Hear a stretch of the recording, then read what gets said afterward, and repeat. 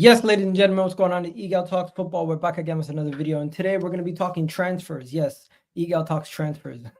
Let's get into it. We got to talk about Manchester United, and I'm an Arsenal fan, but I'm going to be objective here and be honest. Manchester United have made a fantastic signing in Leny Yoro. Let's see how he develops at Manchester United, but I believe that's going to be an amazing signing, and we're going to get into that. Also, there is a massive controversial situation going on with Enzo Fernandez, as he has basically said he's been chanting a racist chant and got caught on video, his own Instagram live, and now had to apologize to his Chelsea teammates and, of course, make a public apology to everybody. We're going to get into that. Trent Alexander-Arnold is linked to Real Madrid. And, of course, we're going to give you a small little Arsenal update also on the latest Arsenal news. I haven't seen too much on Liverpool news or news on other clubs too much either, but I have seen something on Man City with Dani also. So yeah, this is the first episode of many for Arsenal, for Egal transfer news, where I talk about other clubs transfers also, not just Arsenal. Hopefully you guys enjoy this series and I can get more of you rival fans involved in the chat and the conversation, because you guys have said you want my opinions on these signings, and you just don't want a 1-minute video like I usually put out on my TikToks and my shorts. So yeah, wherever you're watching from, please let me know in the comments. Let's get this show started, ladies and gentlemen. And I think we have to begin with the Manchester United player getting signed. Yeah, let's get started with Leny Yoro, because this Leny Yoro stuff is a huge deal. This is a huge deal. Don't get it twisted. Manchester United have gotten themselves a baller of a player. Leny Yoro is an absolute baller. Now, you're probably wondering, who is this guy? You're wondering, who is Leny Yoro? Who is Leny Yoro? You're probably wondering. Real Madrid consider Leny Yoro the Kylian Mbappe of defenders. His potential is fantastic. It kind of reminds me of what people said about Saliba. But just to give you guys a quick update on what's going on with Leny Yoro before we go on to everything else, Leny Yoro has been linked to Manchester United, Real Madrid, and Liverpool. The situation with the player has gotten has escalated quite quickly lately, and they're saying that the player has now agreed to join Manchester United. He's having his medical today. He's already landed in Manchester United, and it looks like it's going to get done. Now, you're probably wondering, who is this guy? Why is he being so hyped up? What are people thinking about him? Well, Konate, Saliba, Upamecano, and now Leny Yoro are all players who won a similar award to him while they're in France. If I'm not mistaken, he won the Young Player Award. Yeah, he won the Ligue 1 Young Player of the Year award. This award was given to some of the best players in the history, and he was also in the Team of the Year. He was in the Team of the Year last season. And do you know how old this kid is? This kid is 18 years old, and he was in Ligue 1 Team of the Year. He's a French international, but he's not played for the French first team. He played 3 seasons in Ligue 1. First season, he only got 1 game. Second season, he got 13 games, and now 32 games. He's a center back who is quite tall, 6'3". Physically, he's not physically completely built up, but once he gets some muscle on him, he'll be up there. And they basically replaced Varane with a younger version of Varane. I think Manchester United fans should be ecstatic. Arsenal fans and rival fans, you should be looking at Manchester United and you should be saying to yourself, you don't recognize this Manchester United. They're doing their business quite well. People are saying, how have Manchester United gotten him over Real Madrid? Well, it was quite simple. Liverpool exited the conversation the moment Real Madrid entered it. And when Real Madrid realized that Manchester United are willing to pay more for an 18-year-old that they're not 100% sold on as their guaranteed number 1 option in the center-back position, then Manchester United got their man. It's not that Real Madrid are not considering signing a center-back, another center-back. Now that they've not gotten him, they're also saying that Tchouaméni will play at center back if there's any further injuries. So that is what's happening over there. But the situation with Manchester United and this Euro situation is very interesting. They have gone and said to Everton, we want Braithwaite. Braithwaite was expensive. Then they said to Germany, they went to Germany and they said, we want De Ligt. De Ligt's quite cheap. So they're like, you know what? We can get this De Ligt deal done anytime. And Manchester United were working on multiple deals at the same time, and they basically moved off the De Ligt and Braithwaite situation put all their focus on getting this kid through the door, and now they've gotten one of Liverpool's prime defensive targets. That is beating your clear rival. Yes, they might have overpaid, but don't underestimate how young this player is and how much potential for growth he has. Sometimes you have to overpay, and in the grand scheme of it, would you rather overpay for an 18-year-old Frenchman who's been put as one of the best center backs in the French league, or Braithwaite at Everton? 80 million they're saying for Braithwaite at Everton. You paid almost half of that with 52 million pounds or something like that, or something close to 62 million euros. But yeah, they beat Liverpool. They beat Liverpool to this guy. They beat Real Madrid. Don't even want him anymore. They've exited. They've already signed Jonathan Zerski, so they got themselves a quite good player right there. And let's see what Fabrizio Romano had to say, because Fabrizio Romano was one of the guys who was breaking this down. Actually, let me go to David Onstein, because David Onstein just gives you all the information on one tweet. You don't have to go to multiple tweets to find all his information. Yeah, David Onstein is actually the GOAT. So let's see what David Onstein had to say about this situation before we continue. David Onstein said that Leny Yoro is flying to the UK for his medical to finalize personal terms with Manchester United to push to complete the signing of the 18-year-old defender. Initially favored Real Madrid, but Lens accepted the initial 62 million pound bid from Manchester United. Still working out to still work to do, but it's close. This was tweeted 4 hours ago. Since then, we've gotten tweets from the likes of Fabrizio Romano stating that the deal is pretty much done. He's saying that Real Madrid have formalized it. The player has traveled and really have been clear that 20 to 25 million join. No, Real Madrid didn't want to pay more than 20 to 25 million. That's crazy. So you're telling me that Manchester United paid like 4 times the price? Interesting. And there's one more thing that I wanted to show you guys before we continue. As Terry was showing me something that Terry was. I went on Terry's Twitter and I was seeing something about this that I thought was quite interesting before we continue. Now, chat, how United spend so much just to finish 8th. You know what? You can make fun of Manchester United, but they're with the new ownership, they are starting to make some headway on their signings. Now, this is what I wanted to talk about. Significant figures at Everton are surprised that Manchester United have agreed a steep fee for a defender that's 3 years younger than Braithwaite, who's out of contract next year with no international experience and plays in Ligue 1. Samuel Lockhurst, first of all, is an absolute waste man of a journalist. But what he's basically saying is that the Everton people are surprised that Manchester United were able to go and find a younger player for a cheaper price than what they expected to sign Braithwaite for. No shock. And Terry's 100% right when he says that the English media are triggered that Manchester United have invested in a foreign player. It's not about the foreign player part. It's the fact that Everton thought they could hamstring Manchester United, but that's not the case. I really do believe Manchester United are starting to improve as a club on how they are working and how they're doing their business. They've now walked away from certain deals because they thought that they weren't good enough, and they've now gotten the deal for Leny Yoro over the line. And you just got to give them all the credit in the world. Now, before we go any further, we got to talk about this Enzo Fernandez stuff, because the Enzo stuff is crazy. Yeah, the Enzo stuff's crazy. But before we go any further, do me a favor, hit that like button. Let me know, do you guys think Leny Yoro is going to be a good signing for Manchester United? Do you think Leny Yoro is going to be a baller for Manchester United? He's 18 years old right now. Manchester United have paid, what is I don't know the exact figures yet. They're all over the place. They're saying 32. They're saying 62 million euros. I'm seeing some reports saying 50 million euros plus add-ons. Once we get the exact figure, I'll probably do another video. But right now, I just want to say I really believe Manchester United have just signed their version of a Saliba, their version of a young center back that can come into their team and can raise their levels. They already have Lisandro Martinez. They are still going to probably go for De Ligt.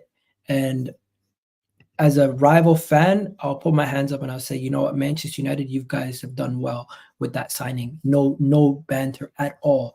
genuinely one of the best signings I've seen Manchester United make in a while with a young player. Also, the fact that you guys basically mugged off Everton and told them fly kick, go run up, because you guys are not gonna basically succumb to what they're asking you, what prices they're asking for. And the way Ineos are moving, you guys are doing well. But yeah, let's go to this Enzo Fernandez conversation, because the Enzo thing is wild. Yeah, the Enzo stuff is wild. The stuff about Enzo and everything that I've been seeing about Enzo is actually quite wild. Let's wait and see what before I go to the apologies and everything else. Let me just give you guys a quick little debrief on what is actually happening with this whole Enzo situation and everything around it. First of all, you guys know that Enzo Fernandez just won the Copa Americas. Yes, Enzo just won the Copa Americas, and in winning the Copa Americas, he had a situation where he was celebrating after the game. Yes, he was celebrating after the game, and they're in the bus celebrating, and in that celebration, they were chanting racist chants. Yes, Enzo Fernandez was chanting. Enzo Fernandez and his teammates were chanting some just not so nice things about the French national team and everything else. And there's a lot of French players in his team. And what Enzo has basically angered the whole Chelsea fan base, the world, and in addition to that, his own teammates in the process. He's angered a lot of people, and I'm not surprised that he's angered these people, because let's be honest, nobody wants to see their teammates saying racist things or singing a chant that's racist. I'm gonna show you guys the chant and everything about it in a second.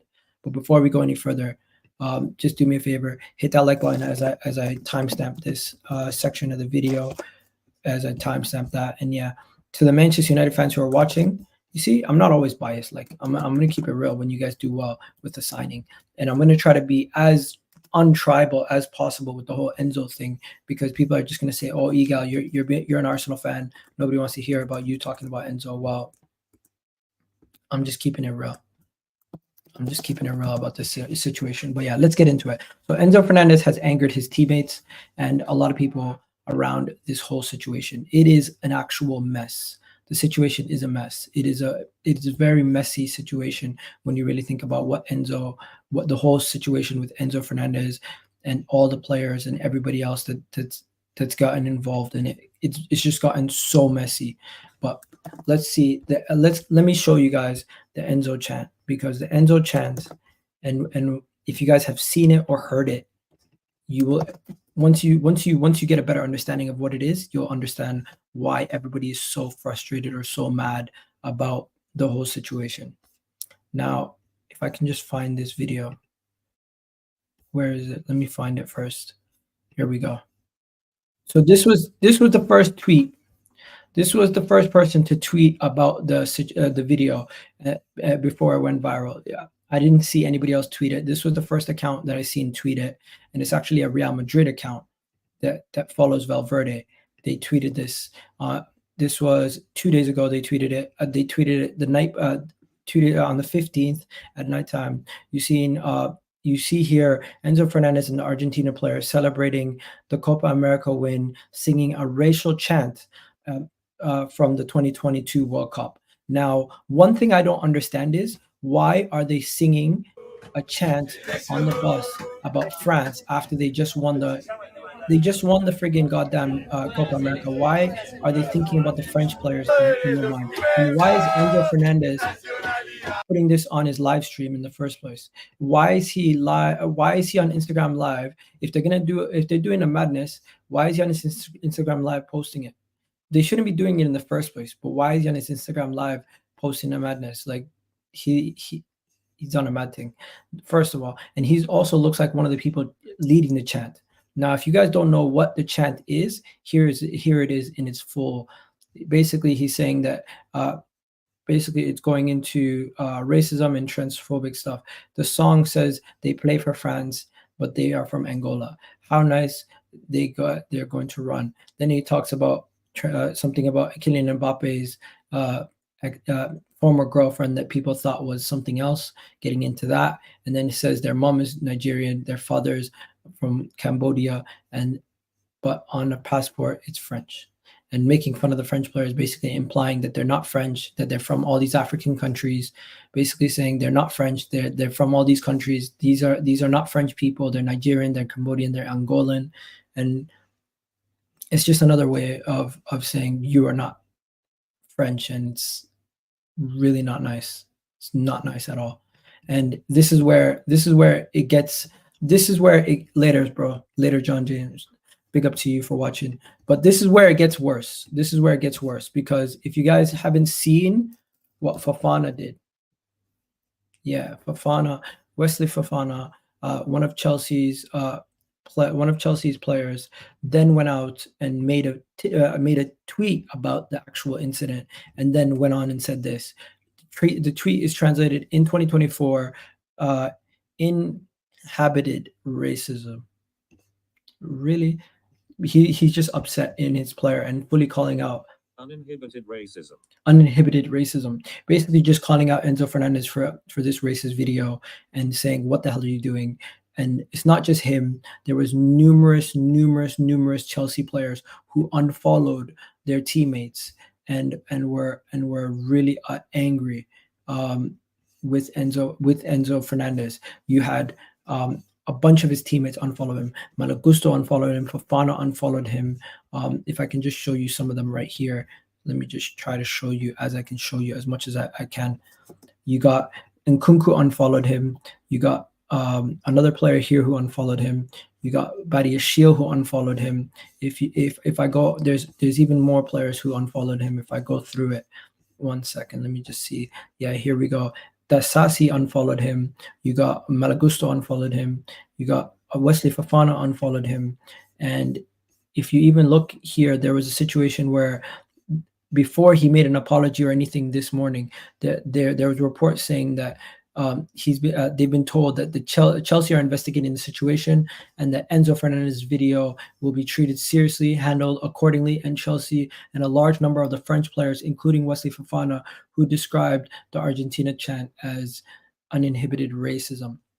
So they're quite upset with Enzo at this moment in time. Now, Enzo Fernandez does release a statement this morning where he apologizes. Now let's go to that apology and let's see what the apology says before we go and ask any of your questions or read any of your questions, because this is one of the biggest news stories in the last 24 to 48 hours. You got this right here. Enzo Fernandez, his apology. I want to apologize sincerely for the video posted on my Instagram channel during the national team celebrations. The song includes a highly offensive and there is absolutely no excuse for these words. I stand against discrimination of all forms and apologize for getting caught up in the euphoria of the Copa America celebrations. Now, I'm not going to lie to you, that part right there does not sound sincere to me when he says, I got caught up in the euphoria of the celebration. Why is that in you in the first place? Why are you getting caught up in singing a racist chant? Like, what are we doing here? And then the next part where he says that video and that moment and those words do not reflect my belief for my character. I'm truly sorry. First of all, he might definitely be truly sorry for the situation and that he got himself into, but certain people in his team will never look at him the exact same again. That's just how I feel. I think people are going to view him differently going forward based on this incident. They might forgive, but I don't think people are going to forget that this incident. But you can try to move past this. You definitely can try to move past it. But he acknowledges that he was wrong, and just hopefully he won't do anything stupid like that again. Also, Chelsea released a statement themselves. Chelsea Football Club also released a statement on the situation. So in the statement that Chelsea released, they've also released a statement. Let me see what the statement is.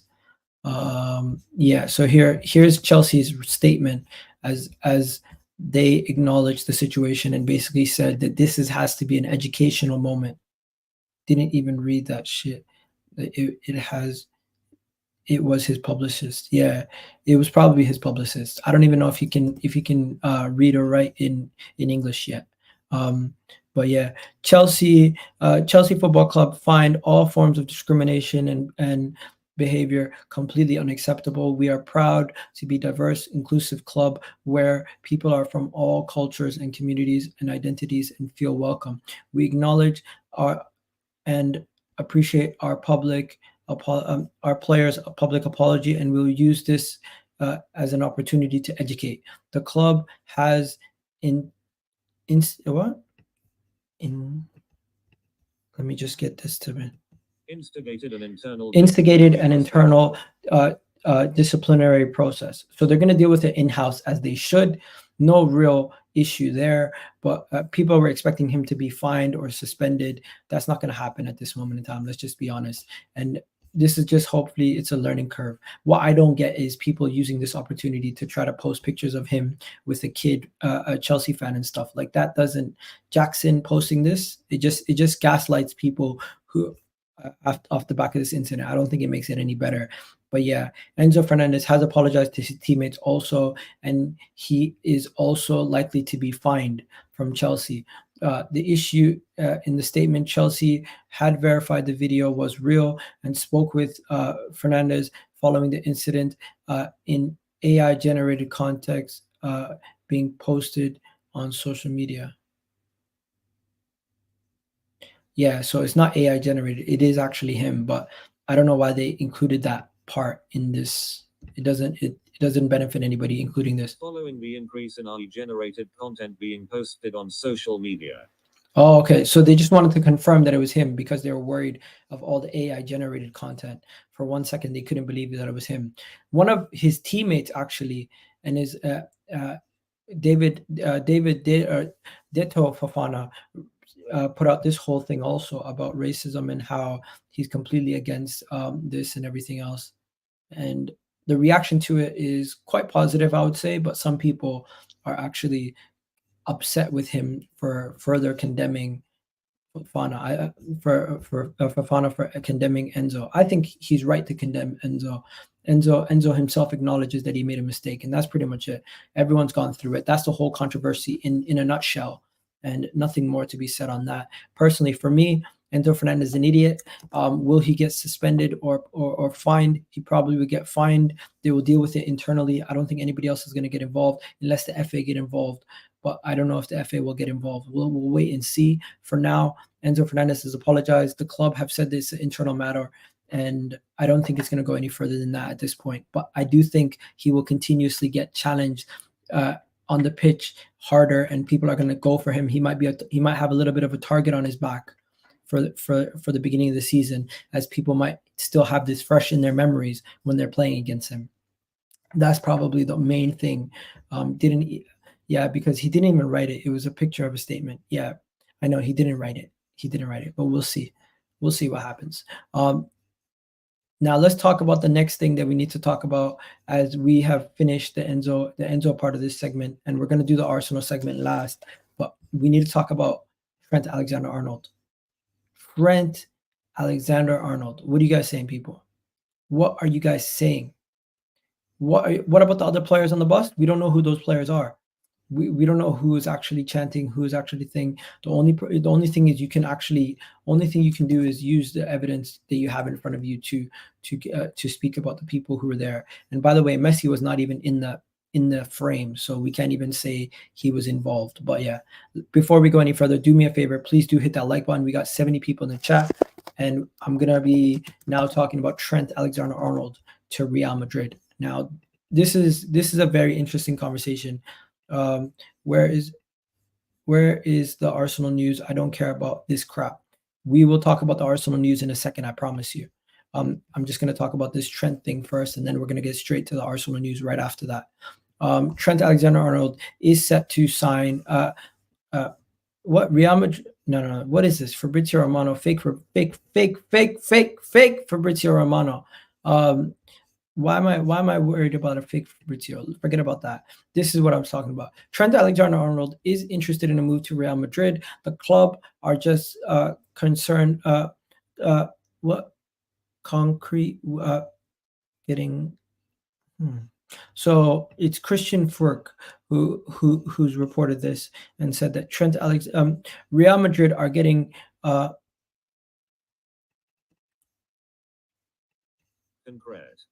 concrete with Trent Alexander-Arnold. Trent Alexander-Arnold contract runs out in 2025 and has no contract extension at Liverpool yet. The player is interested, and there is contact since they've had contact for a month. So this is what I think. When I hear Trent Alexander-Arnold to Real Madrid and I see these kind of things, first things first, I don't think Trent is going to Real Madrid right now. I don't think Trent is leaving Liverpool this summer.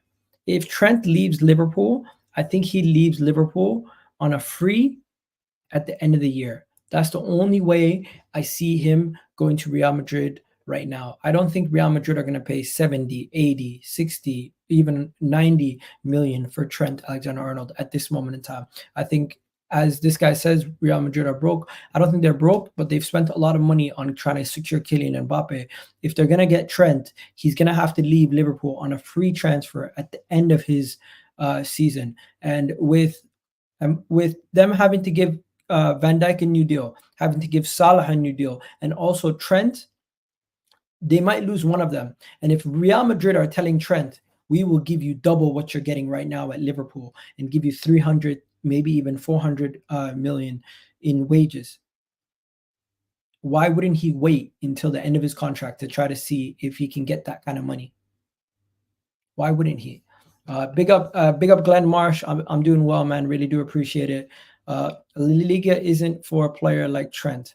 I think Trent would fit perfectly at Real Madrid. Think about it. He would be crossing passes into the likes of Kylian Mbappe, Vinicius Jr., and he wouldn't really have to worry too much defensively, as he has a solid midfield that can defend, and he has really good center backs next to him.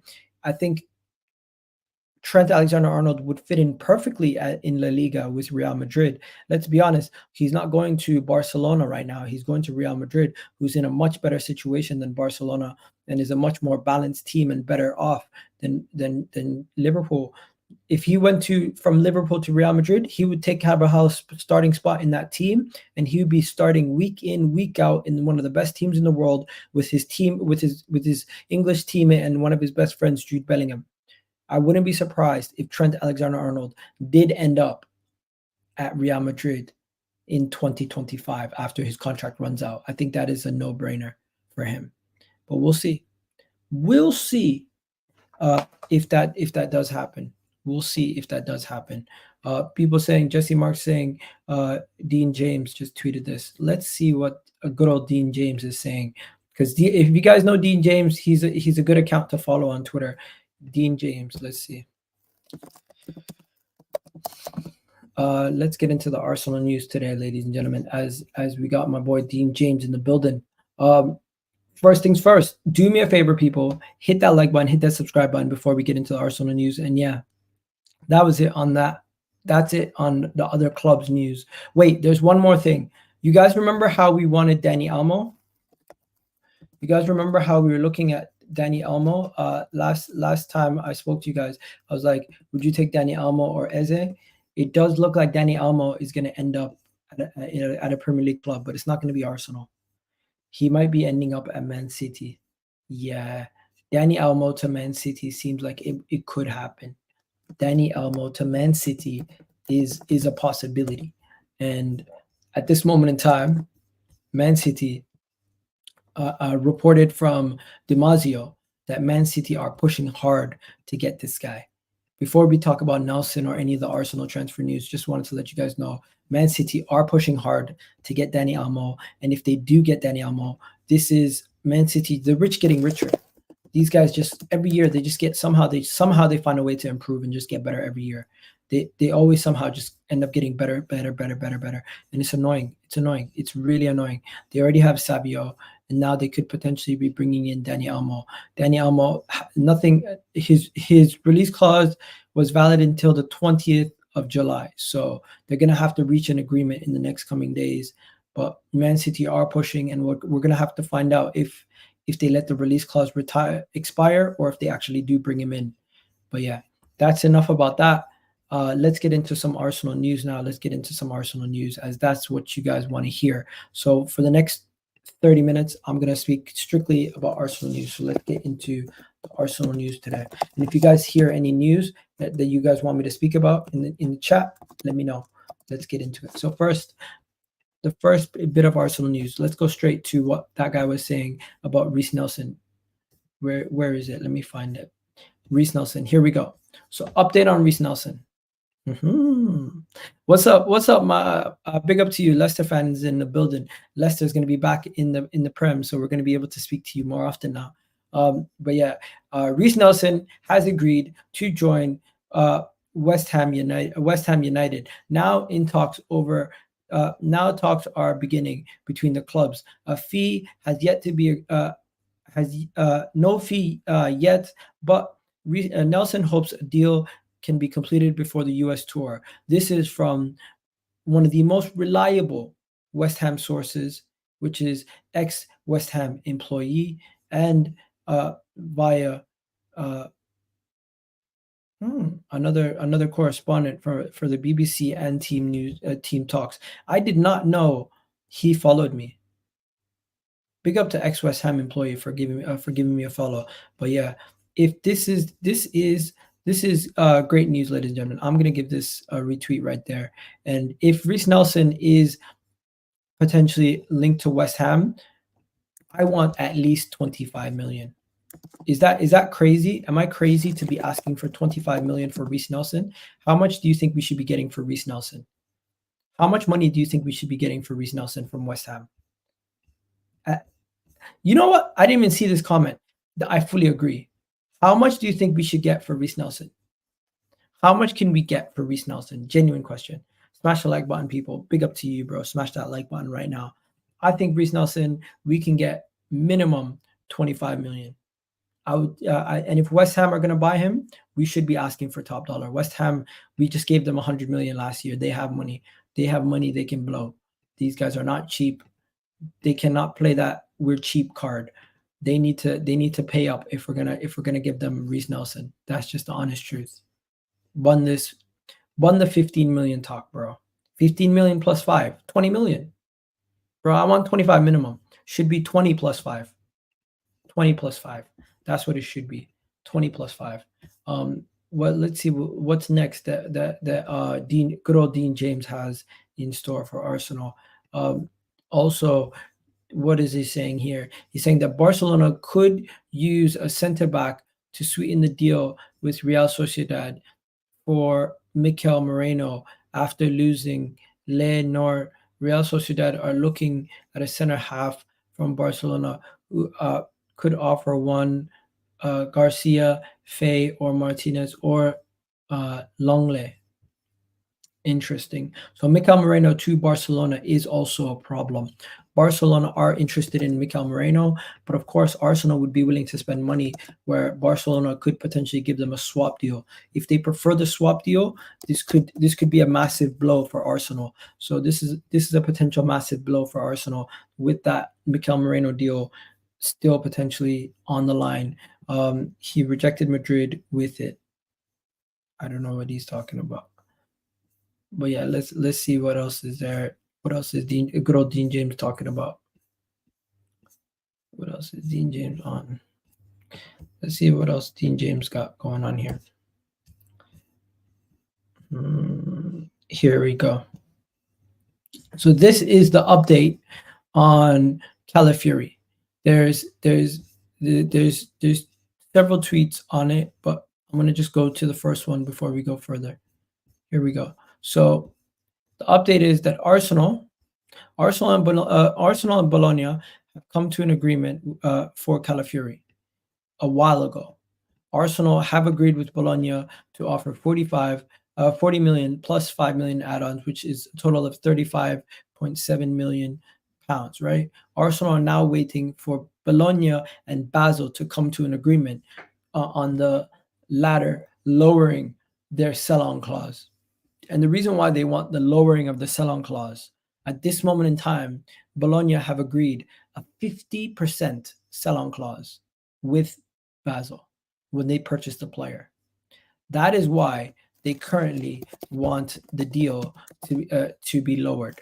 That's why they want the situation to be a little bit more favorable towards them. If Basel do not agree to lowering their sell-on clause on the Calafiori deal, the deal will be remaining closed at 45 to 50 million, which means we're gonna have to maybe go 2 million more.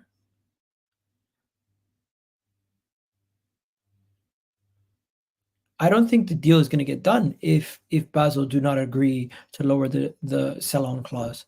If Basel do not lower the sell-on clause, it's not going to be a situation where Arsenal are just going to say we're going to offer to pay more. We've agreed on a fee. Just go get Basel to agree to lower the sell-on clause. But if I'm Basel, I have no incentive to do so. So I don't know what they're going to incentivize Basel to do to make them lower that sell-on clause. Personally, for me, this just sounds ridiculous. It really does. It sounds ridiculous. It sounds like Bologna have made a mistake, and they just continuously want to find ways of making more money in a deal when they realize later on down the line that they screwed up. They originally screwed up, and now they just want to drag this thing on to try to get an extra couple pennies here and there. It doesn't make sense. It doesn't make sense.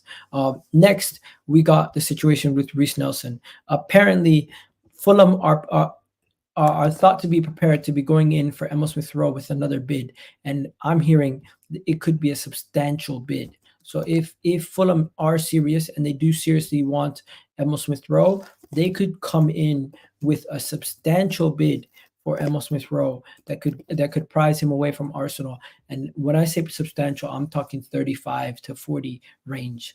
That is what I'm saying. But Fulham are thought to be preparing a second bid for Emile Smith Rowe. However, it would have to be a significant improvement from the first bid, which was described as a horrendous. Crystal Palace are also expected to make an offer for the player. So yeah, we currently have a bidding war basically for Emile Smith Rowe. Let's see who is the highest bidder. If it's Fulham and they bid 35 plus, I think Arsenal sell him. If Crystal Palace bid 35 plus, I think they sell him. I think the cutoff for a sell for Emile Smith Rowe right now, it could be anything over 35 million. But yeah, I did hear something around 45 million. But until I see it concrete on paper, I'm not gonna jump to conclusions and say that's 100% accurate. But I did hear something across the lines of 45 million. Now,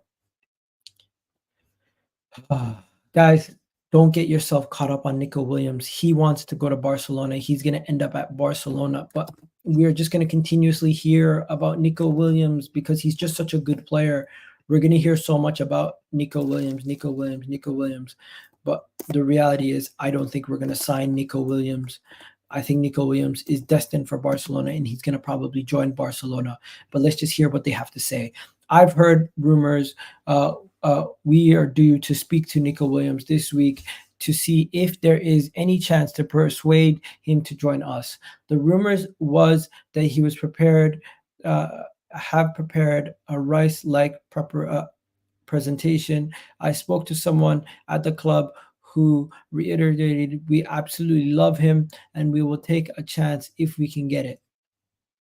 Interesting. So that is what was being said about Nico Williams, but I don't know. I think still we can present him with whatever presentation we want. If he wants to go to Barcelona, he's going to go to Barcelona.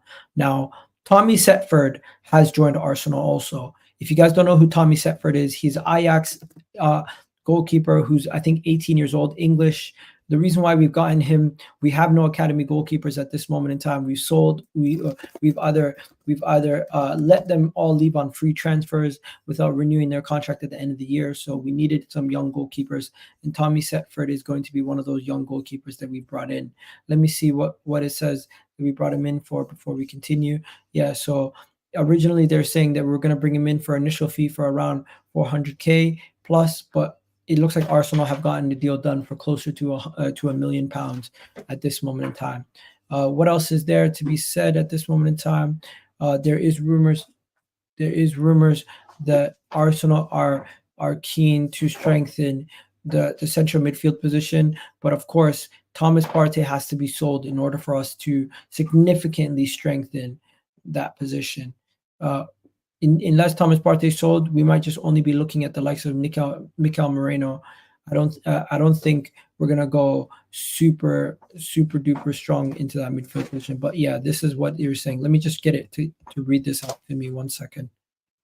Arsenal are keen to strengthen central midfield if the opportunity arises. They have closely followed João Neves, as well as Mikel Merino and Martin Zubimendi. The current thinking is that a significant midfield arrival may require Thomas Partey to be sold.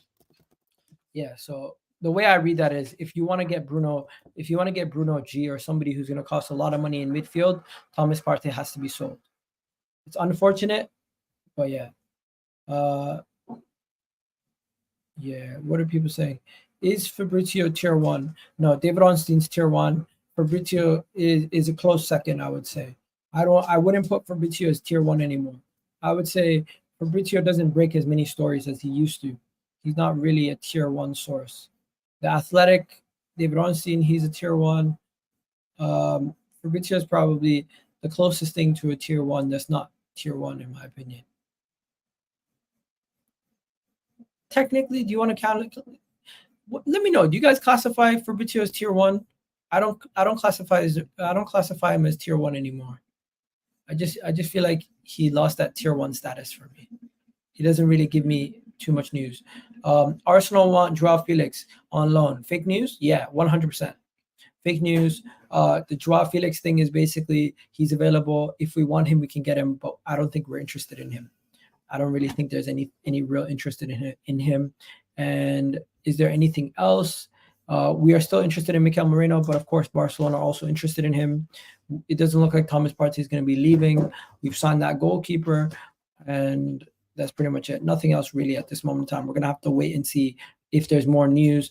But before we go any further, there is one more thing I wanted to talk about before we go.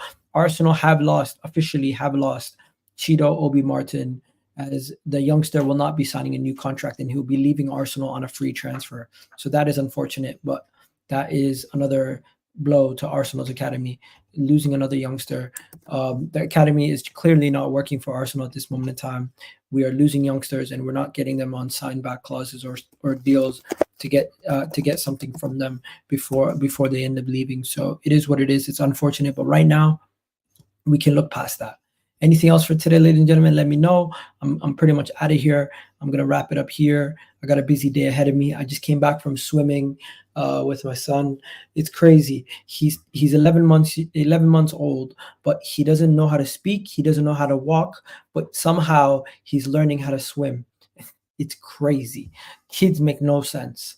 And yeah, just to get over everything that we spoke about, I thought Manchester United made a fantastic signing with Leny Yoro. The controversial situation with Enzo Fernandez does seem like it's going to blow over, but there will be a little bit of backlash, in my opinion.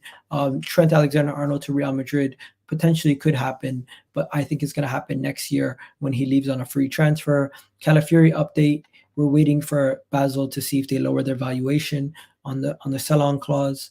And all the other transfer news, not really much. We're just going to have to wait and see what happens with Arsenal. They've been moving really slowly in the transfer window. Behind the scenes, they might be doing more work. We don't know. Arsenal are moving silent like the G in lasagna. Anyways, I'm out of here, people. You guys have yourselves a wonderful day. I'll catch you guys in the next video. Hopefully you enjoyed this video where I talk about other clubs' transfers also and some of the trending topics across the Europe. Anything else I can help you with? In the comments, let me know. If you guys are watching this on the playback, let me know if there's anything you want to talk about. And that's pretty much it. I'm out of here, people. Have yourselves a wonderful day. Catch you guys on the next video, and we're out. Peace.